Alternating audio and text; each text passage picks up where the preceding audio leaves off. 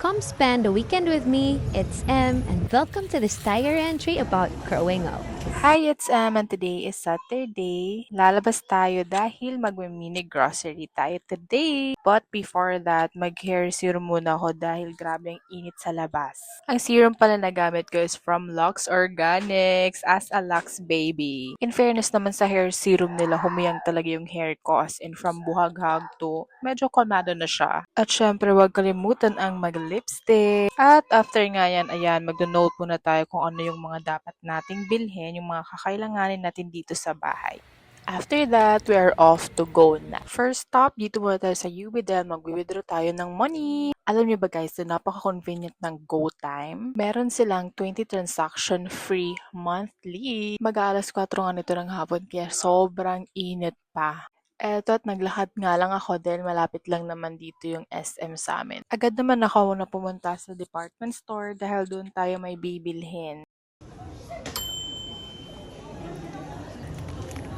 Second stop done, kaya dumiretso na tayo at magbayad na. Third stop, dito tayo sa bilihan ng turon dahil merienda na. So, ito yung merienda natin today. It's turon with langka. Yummy! Tapos bumili ng merienda, tingin-tingin muna dito sa pop-up store dahil ang dami ding sweets dito guys as in. Kaya kung malapit ka lang dito sa SM Grand, go and visit na. Fourth stop, dito na tayo sa Dali. Bibili tayo ng pang-adobo.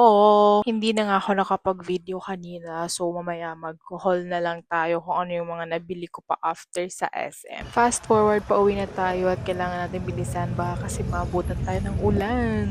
Now it's haul time! Let's go! First ay mga kutkutin dito sa bahay. Siyempre magpapahuli ba ang ating century? Of course, chicken breast for adobo. Cheese for some palaman. Ito naman din yung aking nabili sa labas. 2 potato for adobo purposes.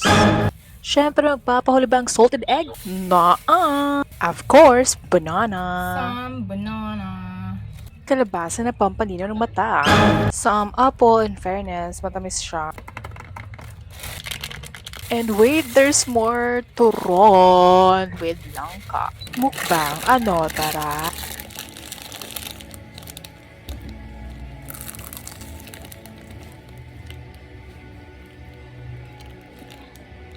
That's it. Thank you for watching and don't forget to follow, like, and share.